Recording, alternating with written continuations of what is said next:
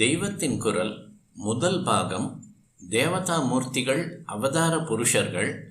முருகனின் தமிழ்நாட்டு அவதாரம். இந்த காலத்தவர்களுக்கு சில புது கொள்கைகளில் ரொம்பவும் அபிமானம் இருக்கிறது. அதற்காக பழங்காலத்தில் இருந்தவர்களையும் தங்கள் கொள்கைப்படி நடந்தவர்களாக காட்ட வேண்டும் என்று நினைத்து அவர்கள் அபிப்பிராயங்களை மாற்றிச் சொல்லக்கூடாது. பிடிக்கிறவர்கள் புது கொள்கைகளை வைத்து கொள்ளட்டும். ஆனால் நம் பூர்வீகர்கள் மீது இவற்றை திணிக்கக்கூடாது. முருகன் வேத மதத்தில் இல்லாதவன், தமிழ்நாட்டுக்கு மட்டும்தான் உரியவன், இங்குதான் ஆதியில் ஒரிஜினல் இருந்தவன் என்பது ஒரு புது கொள்கை. யாகம் செய்கிற வேதியர்கள் தொழுகிற தெய்வம் என்று திருப்பரங்குன்றத்தில் இருக்கிற முருகனை சங்க நூலான திருமுருகாற்றுப்படை சொல்கிறது. முருகன் அவதாரமான ஞான சம்பந்தர் தாம் வேதத்தை வளர்க்கவே வந்ததாக சொல்லிக் கொள்கிறார்.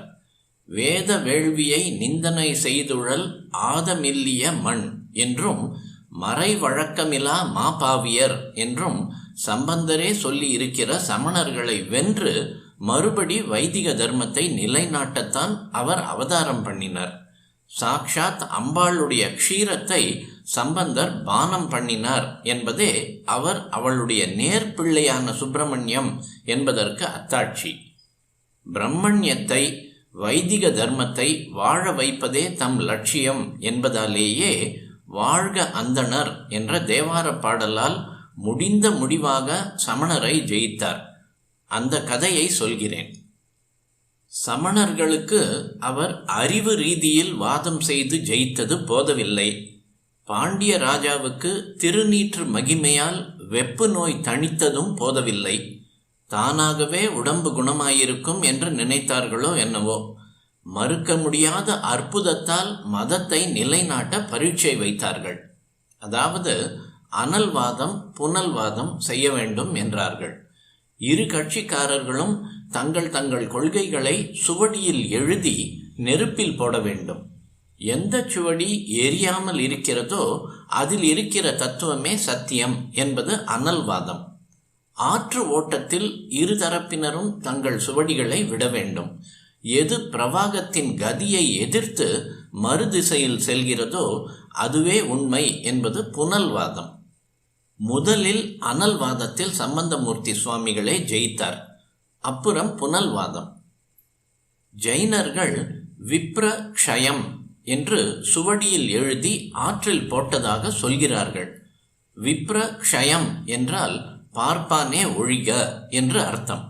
வேத வேள்விகள் பரம அம்சாவாதிகளான சமணர்களுக்கு விரோதமானதால் இப்படி எழுதி வெள்ளத்தில் போட்டதாக சொல்கிறார்கள். அது முழுகி போயிற்று. அப்புறம் சம்பந்தர் ஒரு தேவார பாடலை எழுதி பிரவாகத்தில் போட்டார். அந்த சுவடியோ அலையோட்டத்தை எதிர்த்து கொண்டு கனஜோராக சென்றது. குலச்சிறையார் என்கிற பாண்டிய மந்திரி குதிரையில் ஏறி கரையோடு அந்த ஏடு போகிற திசையில் வேகமாக சென்றார்.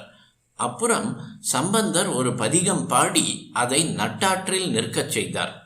குலச்சிறையார் அந்த ஏட்டை ஒரே சந்தோஷத்துடன் எடுத்துக்கொண்டு கரை சேர்ந்த இடம் இப்போது திருவேடகம், திரு ஏடு அகம் என்று வழங்குகிறது.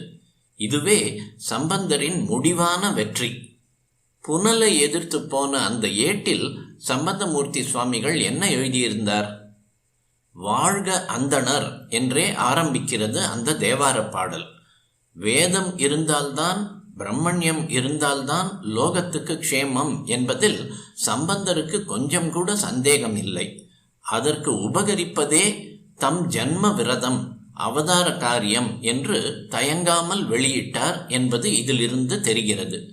நவீன காலத்தில் சிலருக்கு இந்த கொள்கை பிடிக்காமல் இருக்கலாம். ஆனால் சம்பந்தமூர்த்தி சுவாமிகளுக்கு அதில் நிச்சயமான உறுதி இருந்தது என்பதை ஆட்சேபிக்க முடியாது. அது சரி. ஆனால் வேதத்தை ஓதிக்கொண்டு யாகம் செய்து கொண்டிருக்கிற ஒரு கூட்டம் மட்டும் நன்றாக இருக்க வேண்டும் என்று ஒரு மகான் நினைப்பாரா? சர்வ ஜனங்களும் சமஸ்த பிராணிகளும் நன்றாக இருக்க வேண்டும் என்பதுதான் மகானின் சதாகால நினைப்பாக இருக்கும். ஞான சம்பந்தர் மேலே சொன்ன பாடலை இப்படித்தான் ஆசீர்வாதம் செய்து முடிக்கிறார். வையகமும் துயர் தீர்க்கவே, லோகாக சமஸ்தாக சுகினோ பவந்து என்பது தமிழ் குழந்தையின் அருகில் இப்படி அருள் சொட்ட வெளிவந்திருக்கிறது. சரி, வையகம் என்றால் அதில் எல்லா ஜீவராசிகளும் ஜாதிகளும் அடக்கம்தானே. அப்படியானால் வையகம் முழுவதும் துயர் தீர்கிற போது தானாகவே அதில் இருக்கிற அந்தணர்களும் வாழ்ந்துவிட்டு போகிறார்கள். அவர்களை எதற்கு வையகத்தை சேராதவர் மாதிரி தனியாக பிரித்து முதல் ஸ்தானம் கொடுத்து வாழ்க அந்தணர் என்று சொல்ல வேண்டும்? பிராமண ஜாதியில் பிறந்ததால் சம்பந்தமூர்த்தி சுவாமிக்கு தனி அபிமானமா? ஒரு மகானுக்கு இப்படி சின்ன அபிமானங்கள் இருப்பதாக சொல்வது நன்றாகவே இல்லையே. லோகக்ஷேமம்தான் அவருக்கு லட்சியம். ஆனால் அதற்கு சாதனம் வேத யஜ்ஞங்கள் தான். இதனால் தான் வேத கர்மாக்களை செய்கிறவர்களை தனியாக பிரித்து முதலில் சொன்னார். பட்சபாதம் இல்லை. வாழ்க அந்தணர் வானவர் ஆனினம் வீழ்க தண்புனல் வேந்தனும் ஓங்குக. வானவர்களான தேவர்களுக்கு யஜ்ஞத்தில் ஆகுதி கொடுத்தால்தான் மழை பெய்யும், தண்புனல் வீழும். மழை பெய்து தானிய சுபிக்ஷம் உண்டானால்தான் ராஜாங்கம் செழிக்கும், வேந்தன் ஓங்குவான். நடுவே ஆனினம் என்று ஏன் தனியாக சொல்லி இருக்கிறது? முடிகிற போது வையகம் என்று சொன்னதில் இதுவும் அடக்கம்தானே. அந்தணரை தனியாக சொன்னதற்கு காரணம் அவர்கள் செய்கிற யாக கர்மா என்று சொன்னீர்கள். சரி, பசுக்களை ஆனினத்தை தனியாக சொன்னது ஏன் என்று கேட்பீர்கள். லோகோபகாரம் செய்ய வேண்டும் என்கிற பரம நியமங்களுடன் வாழ்ந்து வேதங்களை சொல்லி ஆகுதி செலுத்தி யாகத்தை செய்பவர்கள் என்பதால் அந்தணர்களை சொன்னது போலவேதான் யாகத்தில் ஆகுதியாகிற நெய்யையும் பாலையும் எரிப்பதற்கு உதவுகிற சாணத்தையும் தருகிறது என்பதாலேயே ஆனினத்தை தனியாக குறிப்பிட்டார். ஆக தனியாக இவை மட்டும் நன்றாக இருக்க வேண்டும் என்ற ஓரவஞ்சனை இல்லை. வையகம் துயர் தீர உதவியாக நடைபெற வேண்டிய வேள்விக்கு உதவி செய்வதாலேயே தனியாக வாழ்த்தினார். லோகோபகாரமாக வேத கர்மத்தை செய்வதற்காகத்தான் அந்தணரை வாழ்த்தினார். அந்த கர்மாவை விட்டுவிட்டவர்களுக்கு இந்த வாழ்த்து இல்லை. அப்படிப்பட்டவர்களுக்கு நானும் வக்காலத்து வாங்க வரவில்லை. எங்கு பார்த்தாலும் வேள்விகள் நடந்து வேத நெறி விருத்தியானால் தீயதெல்லாம் தீய்ந்து போகும் என்பது சம்பந்தர் சித்தாந்தம் என்று தெரிகிறது.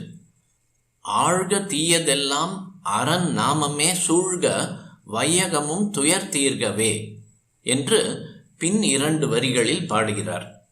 வேத நெறி என்பது ஒரு பெரிய ஆறு. ஒரு ஆற்றிலேயே பல படித்துறைகள் இருப்பது போல் வேத நெறியில் சைவம், வைஷ்ணவம், சாக்தம் என்று பல இருக்கின்றன. இவற்றுள் மிகு சைவத்துறை விளங்க வந்தவர் ஞான சம்பந்தர் என்கிறார் சேக்கிழார். அதனால் வேத தர்மம் தழைத்தோங்குகிற போது எங்கு பார்த்தாலும் சிவபெருமானின் நாமமே ஒலிக்க வேண்டும் என்கிறார். இப்படி இருந்தால் வையகத்தில் ஒரு ஜாதிக்கு மட்டும் இல்லை என்பதோடு நம் பாரத தேசத்துக்கு, இந்து சமூகத்துக்கு மட்டும் இல்லை, உலகம் முழுவதிலுமே ஒரு கஷ்டம் இல்லாமல் எல்லோரும் ஆனந்தமாயிருப்பார்கள் என்கிறார். இந்த லோகக்ஷேம லட்சியத்துக்காகவே சிலர் யஜ்ஞாதிகளை செய்ய வேண்டும் என்று அவர்களை விசேஷமாக வாழ்த்தினார். அவர்களுடைய தர்மத்தை நிலைநாட்டி தருவதே அவரது அவதார காரியமாக இருந்தது. வேத தெய்வமாக இருந்து கொண்டு பரமதங்களை நிராகரித்து மறை வழக்கை நிலைநாட்டுவது சுப்பிரமணியரின் அவதார காரியம் என்பது இதிலிருந்து தெரிகிறது. வடக்கே ஏற்பட்ட சுப்பிரமணிய அவதாரத்தை பற்றி சொல்கிறேன்.